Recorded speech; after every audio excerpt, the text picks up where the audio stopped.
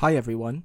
In today's lesson, we will be talking about methods that we can use to enumerate lymphocytes, specifically the E-Rosette assay and flow cytometry. Let's first talk about our lymphocytes. Under the microscope, our lymphocytes are cells that are 7 to 10 micrometers in diameter.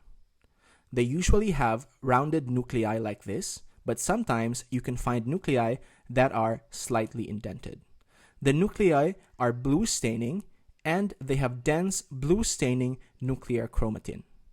Meanwhile, the cytoplasm has very few visible organelles and no specific granules.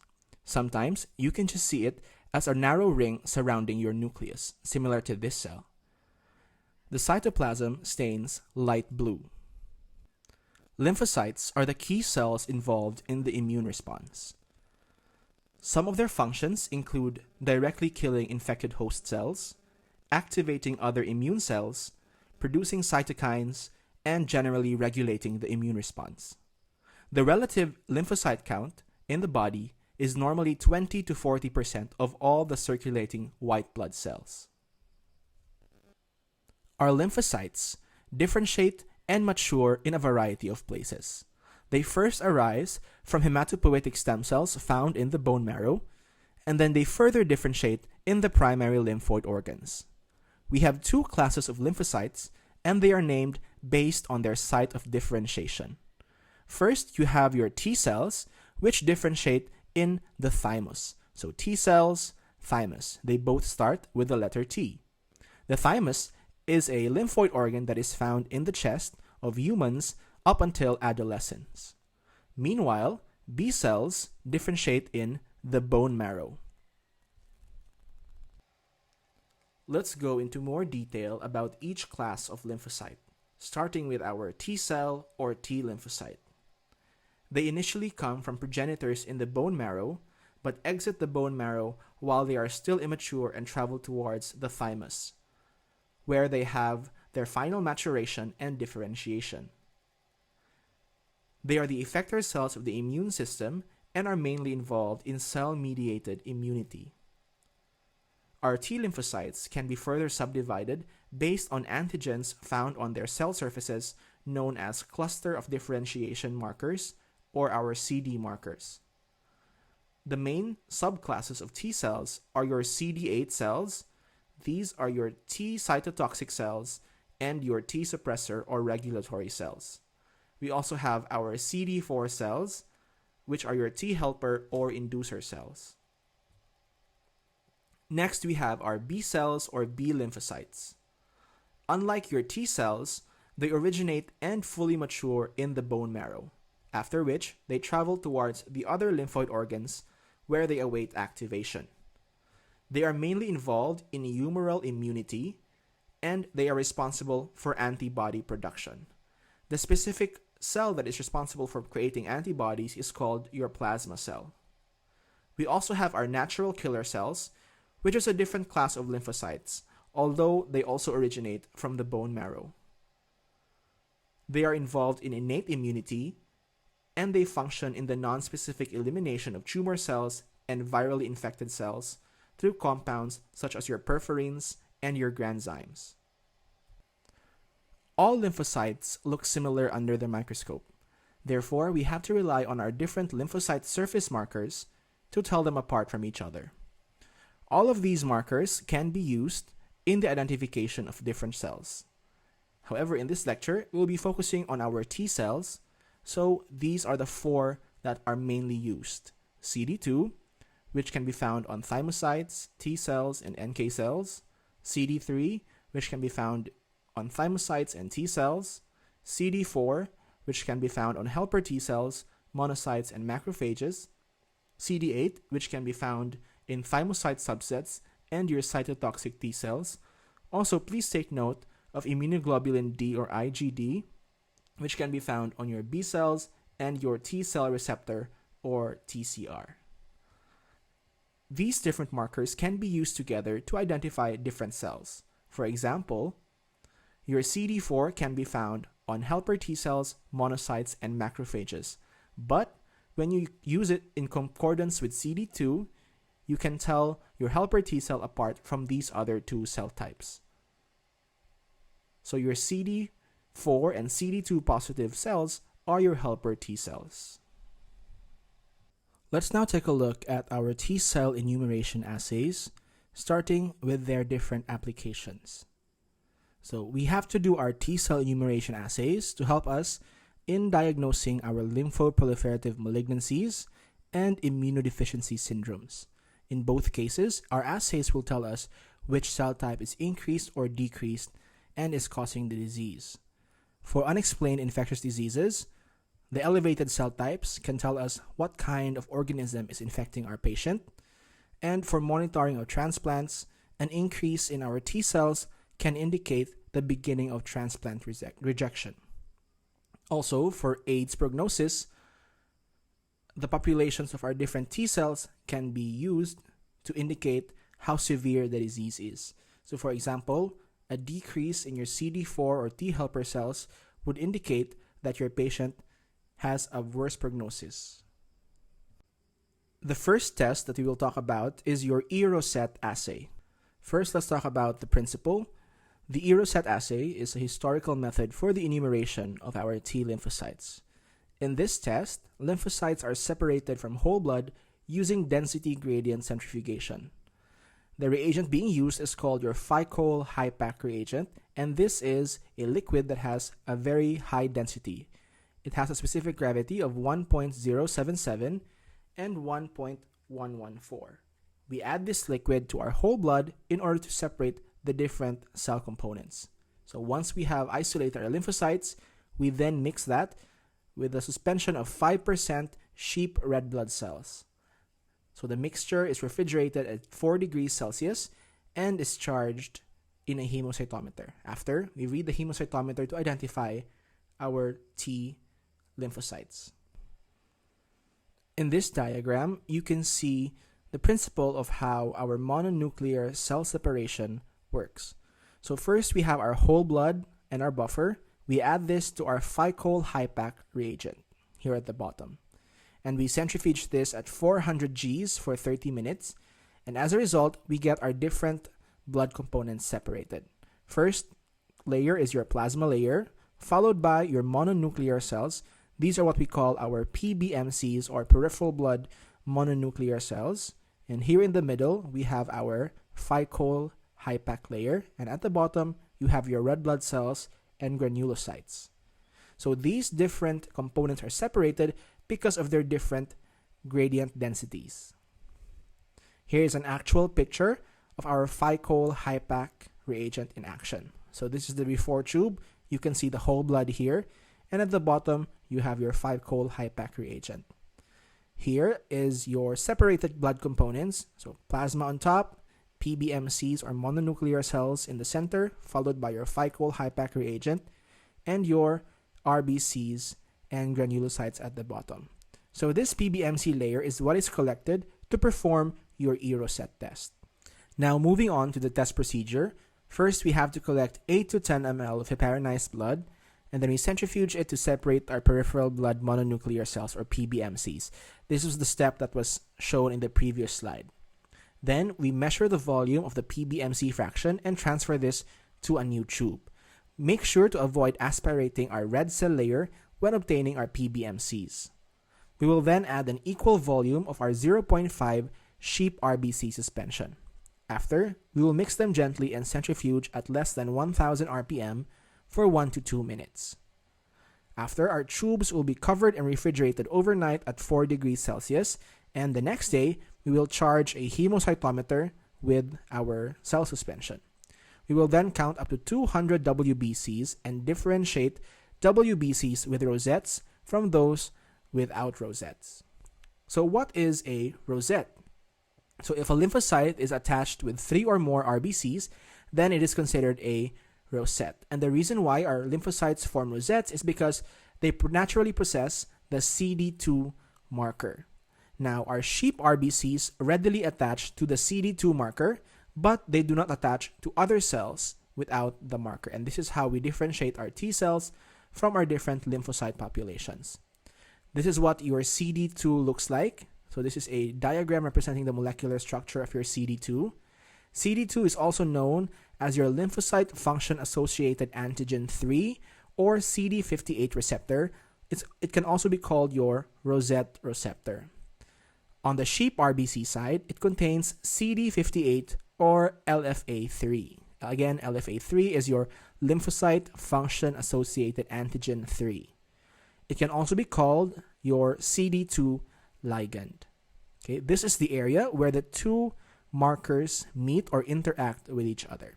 So when this happens, you get what you call your Rosette formations. So again, these are lymphocytes or white blood cells that have 3 or more RBCs attached to it. On the left side, you can see an unstained rosette. Okay, so here is your white blood cell in the center, and surrounding it are your different red blood cells. Here on the right side, this is a stained picture of your rosette. So it's called a rosette because when you stain it, it actually looks like a flower. So this is your lymphocyte, your T lymphocyte rather, and it is surrounded by your red blood cells. Okay, next, after you have counted your rosettes, we will then determine our cell counts. So again, you should have counted 200 cells, both rosettes and non-rosettes. We will first calculate the relative T cell and B cell count, and please take note that the normal value is that there should be twice as many T cells as our B cells. This is the equation for your relative T cell count in percentage. This is the number of rosettes divided by 200 mononuclear cells. This is the number of cells that you counted in your counting chamber.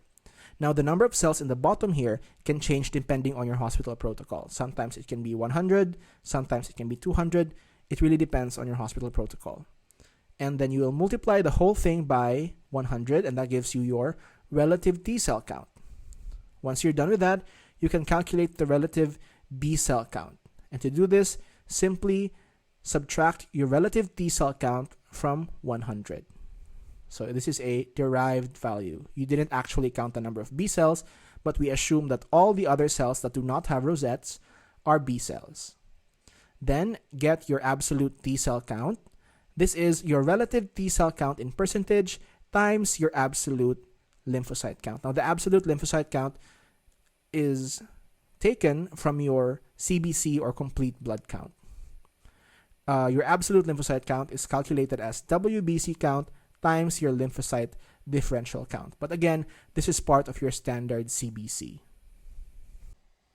Some things you might have noticed from our previous test is that it takes a very long time to conduct, and at the same time, you can only really identify one specific cell type. The next method, which is called flow cytometry, is a more modern method for calculating or identifying our cells, and here in this method, we can identify a wider variety of cells. Okay, so first, what are the uses of flow cytometry in the laboratory?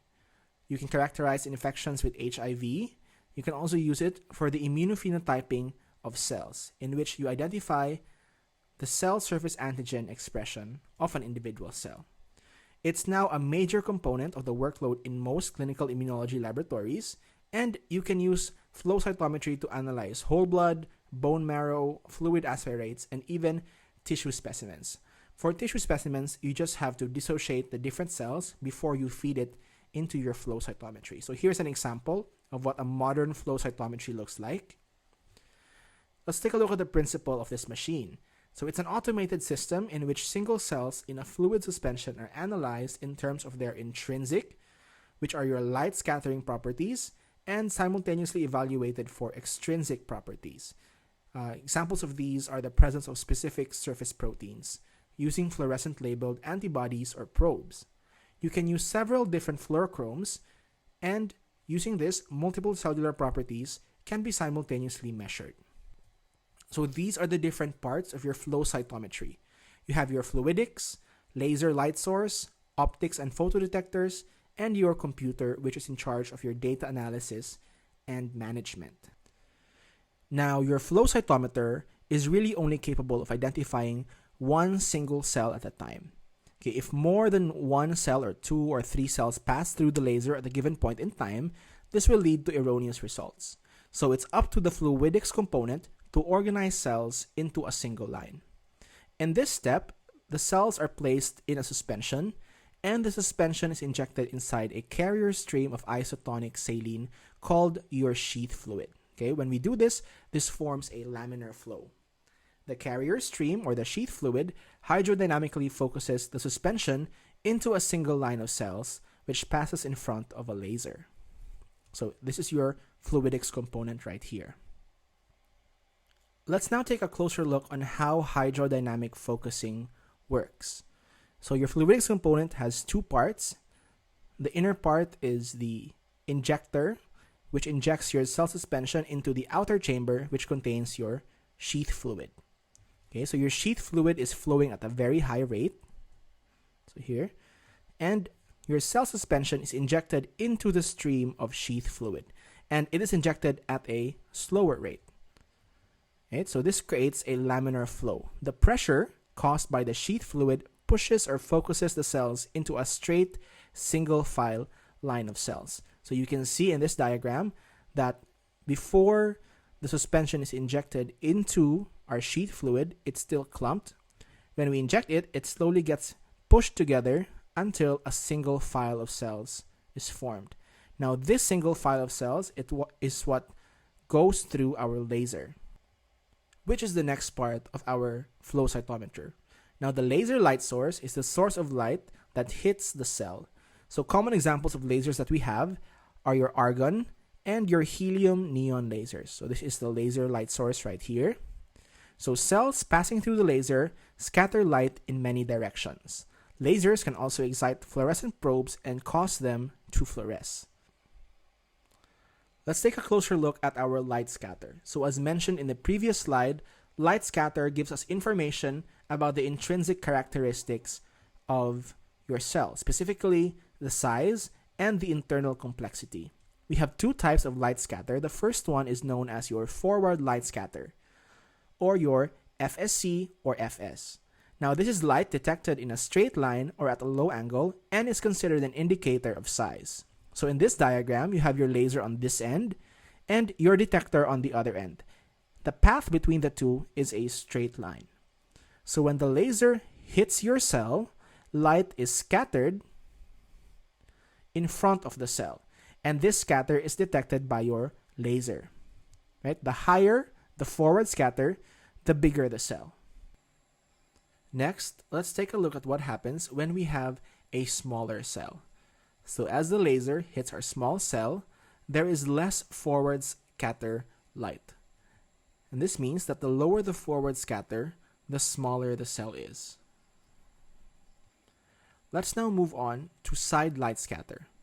This is light that is detected at a high angle or at 90 degrees and is considered as an indicator of cellular complexity.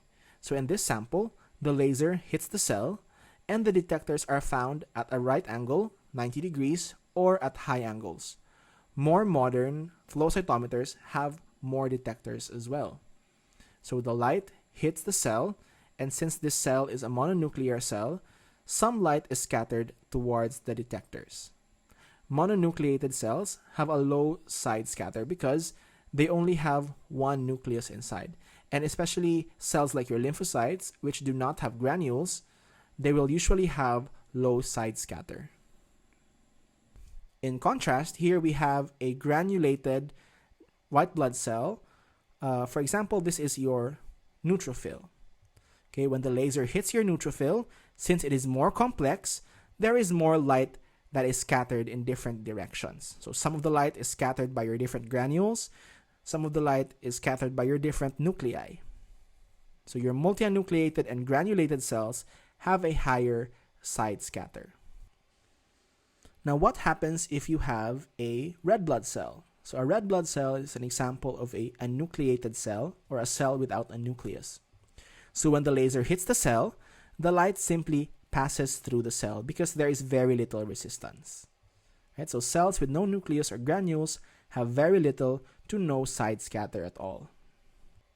Let's now move on to our fluorescent probes. So these are used to detect extrinsic parameters of the cell. Extrinsic parameters can range anywhere from your CD markers to even specific antigens that you can find on the cell surface.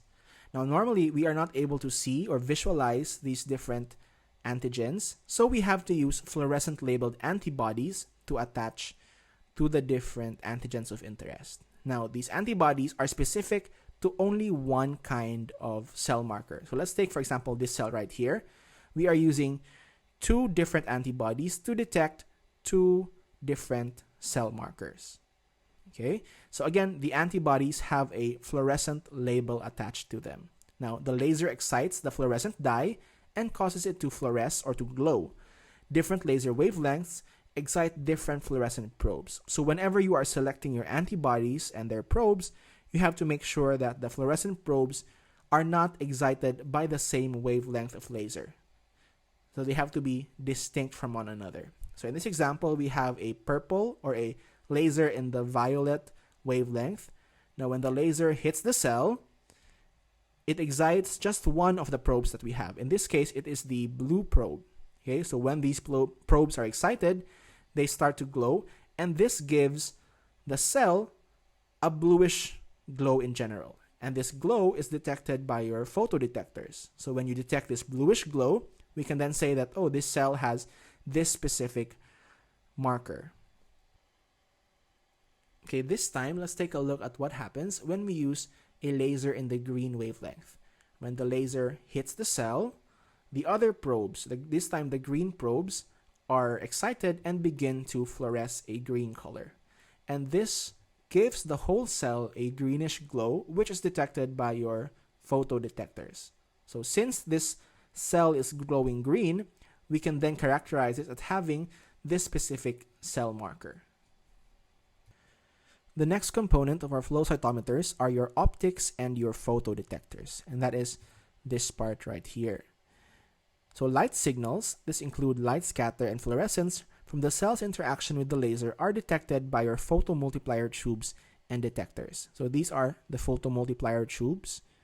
The main function of your photomultiplier tubes is to convert light energy, amplify it, and convert it into electrical signals. In order for the light to reach the photomultiplier tubes, though, we have a few other components. First, you have your lenses and your dichroic mirrors, and these function to direct light towards the detector. In newer machines, you can also use fiber optic cables to direct the light. Then, once the light is directed, you can use filters to isolate the wavelengths to be detected. In this example, we have a different filter for blue light, green light, yellow light, and even your red light.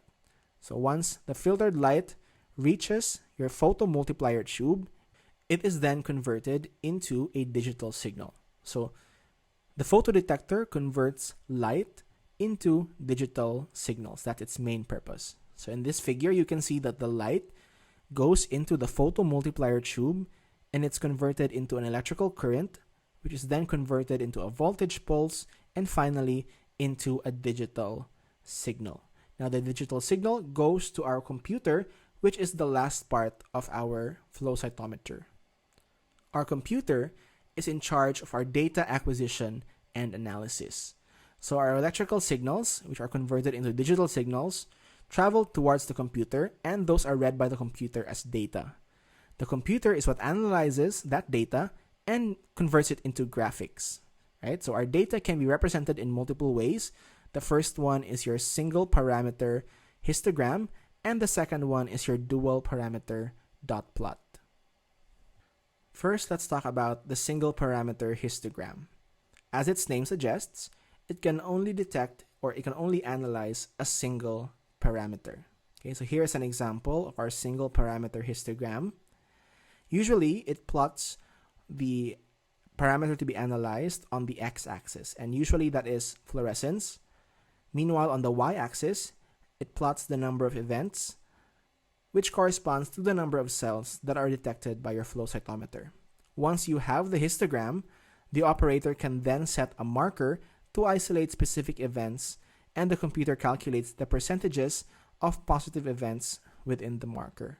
So here you can narrow down your analysis by placing operator-defined markers on your histogram. Next, we have our dual parameter dot plot. in this representation, two parameters are plotted against each other. This is an example of our dot plot. As you can see, there are multiple dots on this figure. Each dot represents an individual cell or event, and the parameters to be analyzed are determined by the operator. In this example, we can see that on the y-axis, we have the side scatter, and on the x-axis, we have the forward scatter. Okay, so based on the intrinsic characteristics only, the three main populations of white blood cells can be discriminated in this plot. So we have here our lymphocytes. They are characterized as having low forward scatter and low side scatter. Then we have our monocytes. They have a higher forward scatter because they are bigger cells, but a low side scatter because most of them are only mononuclear. Then here on top, these are our granulocytes. They are more complex, which means they have a high side scatter, and they are also big, which means they have a high forward scatter. All right, another thing that you can do is draw a gate around each population of interest. And once you have this gate, you can then analyze various parameters of the cells contained within the gated regions. You can use this to isolate subpopulations of interest. For example, in our case, since we are talking about T cell enumeration, we will be getting this gate and isolating our lymphocytes. After, you can run a few more tests in order to differentiate the different lymphocytes. Okay, so as mentioned earlier, further analysis can be done on each gated cell population. And one example of such analysis is your quadrant analysis. So the operator chooses which parameters to analyze on each axis. In this example, we have our CD4 fluorescence on this y-axis and your CD3 on your x-axis. So if you recall our discussion at the start of the presentation, CD4 is found in helper T cells, while CD3 is found in your T lymphocytes. Okay, so in this case, a CD4 positive cell and a CD3 positive cell here on top is characterized as our CD4 T cells or our helper T cells. All right, so these are the references used in this presentation. If you would like to read more or learn more about these things, please check these two out. Thank you for listening, and we'll see you in the next lecture.